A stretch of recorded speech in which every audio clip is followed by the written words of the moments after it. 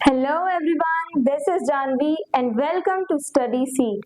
In this video, we are going to continue class 10th Economics Chapter 1 Development. और आज का हमारा topic है income and other criteria.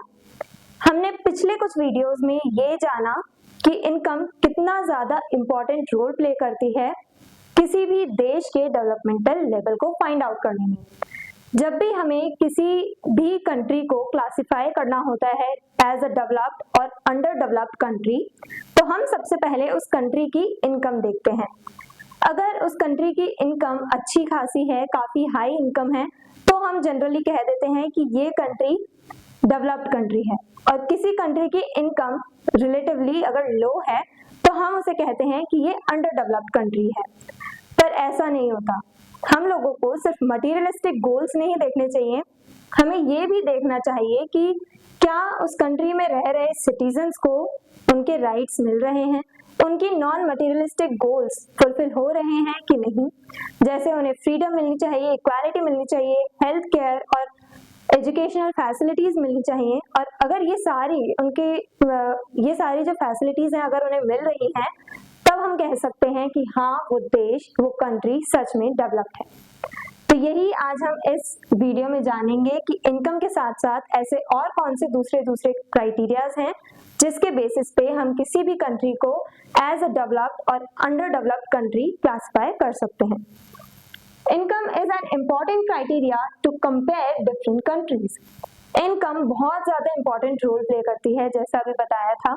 Income बहुत ज्यादा इंपॉर्टेंट है किसी भी देश को विकसित या अविकसित साबित करने में। हम लोग पर कैपिटा इनकम की बात करते हैं, हम लोग टोटल इनकम नहीं काउंट करते। यानी अगर हम कंट्री में रह रहे जितने भी सिटीजन्स हैं, सभी की इनकम को ऐड करेंगे तो हमारे पास टोटल इनकम निकल आती है। और यहाँ पे हम बात कर रहे हैं पर कैपिटा इनकम की। अब उसी टोटल इनकम को डिवाइड कर दो उस कंट्री में रह रही पॉपुलेशन से, तो हमारे पास पर कैपिटा इनकम आ जाएगी। हमें एक तरह से ये पर कैपिटा इनकम बताती क्या है? पर कैपिटा इनकम यानी एक एवरेज। हम लोगों को पर कैपिटा इनकम के थ्रू ये पता चलता है कि किस कंट्री में एवरेजली एक इंसान कितना कमा रहा है, कितना अर्न कर रहा है।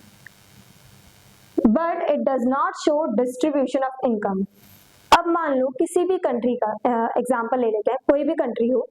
फॉर एग्जाम्पल, अगर उस कंट्री में पर कैपिटा इनकम 500 रुपीज निकली है, पर कोई इंसान ऐसा है जो 1000 रुपीज 2000 रुपीज अर्न कर रहा है, और कुछ ऐसे लोग हैं जो 100-200 रुपीज कमा रहे हैं, तो यहाँ पे हम लोगों के पास पर कैपिटा इनकम तो 500 आई थी, पर क्या हर कोई 500 रुपीज अर्न कर रहा है? नहीं, कोई ज्यादा कमा रहा है तो कोई कम कमा रहा है। तो ये जो पर कैपिटा इनकम है वो हमें रिच यानी अमीर और पुअर यानी गरीब, अमीर और गरीब के बीच में जो डिफरेंस है, जो गैप है, वो नहीं दिखाता है ये per capita income. Per capita income से हमें रिच और पुअर के बीच के गैप के बारे में नहीं पता चलता। हमें ये नहीं पता चलता कि ठीक है, पर कैपिटा इनकम कितनी है ये हमें पता है कि एवरेजली एक पर्सन कितना अर्न कर रहा है, पर हमें ये नहीं पता कि उस इनकम का डिस्ट्रीब्यूशन कैसा हो रखा है, किसके पास ज्यादा पैसा जा रहा है और किसके पास कम जा रहा है। Quality of life, per capita income से हमें लोगों की लाइफ की क्वालिटी के बारे में नहीं पता चलता। पर कैपिटा इनकम हमने बता दिया कि हाँ, एक पर्सन इतना एवरेजली अर्न कर रहा है इस कंट्री में, पर क्या उस देश में रह रहे लोगों के पास एजुकेशन, हेल्थ केयर और सिक्योरिटी है या नहीं, यानी हेल्थ केयर और एजुकेशनल फैसिलिटीज उनको मिल रही हैं या नहीं, उनके पास जॉब सिक्योरिटी है या नहीं, क्या वो उस देश में रहकर सिक्योर फील कर पा रहे हैं, या अपनी जिस भी जॉब के लिए वो जा रहे हैं वहां पे वो सिक्योर फील कर पा रहे हैं। कहीं ऐसा तो नहीं कि उन्हें बिना किसी वजह के निकाल दिया जाए काम से।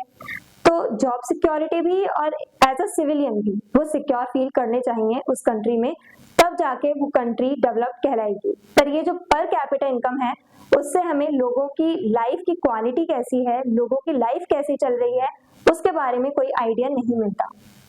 Social equality and justice, per capita income हम निकाल लेते हैं कि हम इकोनॉमिकल सेंस में बात कर रहे हैं कि पर कैपिटा इनकम से हमें इतना पता चल जाता है कौन सा इंसान कितना अर्न कर रहा है, कितना कमा रहा है, लेकिन ये नहीं पता चलता कि सोसाइटी में उसके साथ बिहेव कैसा किया जा रहा है।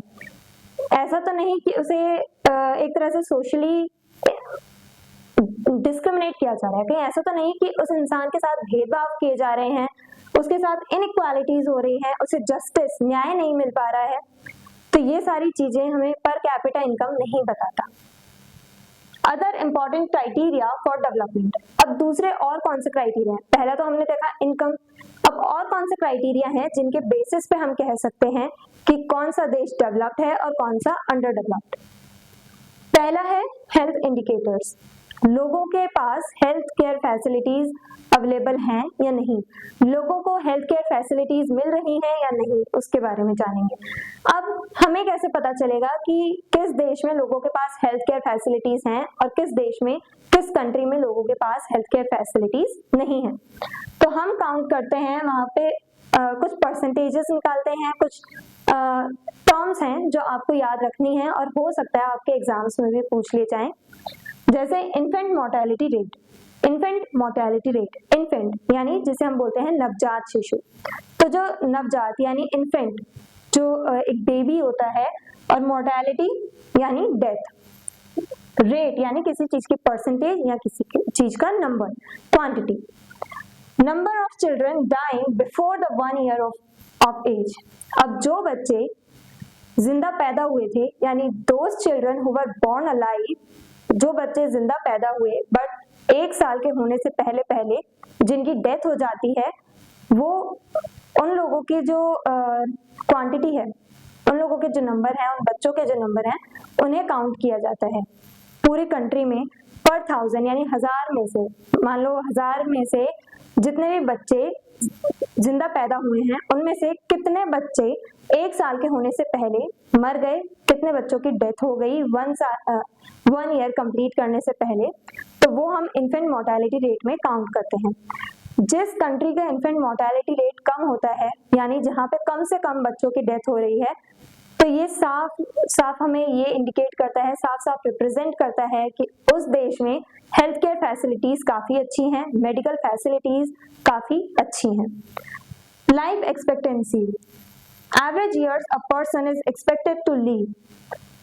अब एवरेजली एक इंसान की उम्र कितनी होती है, कितने सालों तक एक इंसान जीता है, उसके हिसाब से हम लोग लाइफ एक्सपेक्टेंसी निकालते हैं। लाइफ एक्सपेक्टेंसी यानी एक पर्सन कितने साल तक जी सकता है किसी कंट्री में। अब किसी कंट्री में होता है कि मेडिकल फैसिलिटीज काफी अच्छी हैं, हेल्थ फैसिलिटीज काफी अच्छी हैं, तो लोगों की काफी लंबी उम्र होती है, उनकी डेथ काफी देर में, काफी बाद होती है, यानी काफी लंबी लंबी उम्र के बाद उनकी डेथ होती है। जैसे हमने भी देखा है काफी बार ऐसा होता है, हमारे सुनने में आता है किसी ने सेंचुरी कंप्लीट कर ली, कोई 100 इयर्स का हो गया, यानी कि 100 इयर्स से ऊपर तक लोग जीते हैं, 100 इयर्स से ज्यादा जीते हैं लोग कुछ कुछ। तो यानी कि ये सब शो कर रहा है कि उस कंट्री में मेडिकल फैसिलिटीज अच्छी हैं। ओके, और यही अगर हम बात करें किसी कंट्री में लाइफ एक्सपेक्टेंसी रेशियो कम है, यानी एवरेजली एक इंसान मान लो 50 इयर्स तक जी रहा है, तो हम ये एक तरह से कह सकते हैं कि हाँ, उस कंट्री में मेडिकल फैसिलिटीज अच्छी नहीं है, इसी वजह से ज्यादा से ज्यादा लोग अपनी उम्र से पहले ही खत्म हो जाते हैं, उनकी डेथ हो जाती है। तो अगर हमें हेल्थ की बात करनी है तो हम लोग लाइफ एक्सपेक्टेंसी और इन्फेंट मोर्टेलिटी रेट देखते हैं। अगर हमें एजुकेशन की बात करनी हो, अगर हमें ये फाइंड आउट करना हो कि किस कंट्री में कितने लोगों को एजुकेशनल फैसिलिटीज मिल रही हैं, तो हमें उस कंट्री के बारे में क्या सब चीजें नोटिस करनी होगी, किस चीज की लिस्ट बनानी होगी? Literacy rate, percentage of literate population, हम लोगों को लिटरेसी रेट जानना होगा उस कंट्री का। लिटरेसी रेट यानी कि उस कंट्री में मौजूद, उस देश में कितने लोग लिटरेट हैं, कितने लोग पढ़े लिखे हैं, उसे हम लिटरेसी रेट कहते हैं। Net attendance ratio, percentage of children attending schools. Net attendance ratio यानी कितने ऐसे बच्चे हैं, परसेंटेज में काउंट किया जाता है, कितने ऐसे बच्चे हैं जो रेगुलरली स्कूल अटेंड कर रहे हैं, और इसी के अकॉर्डिंग निकाला जाता है नेट अटेंडेंस रेशियो।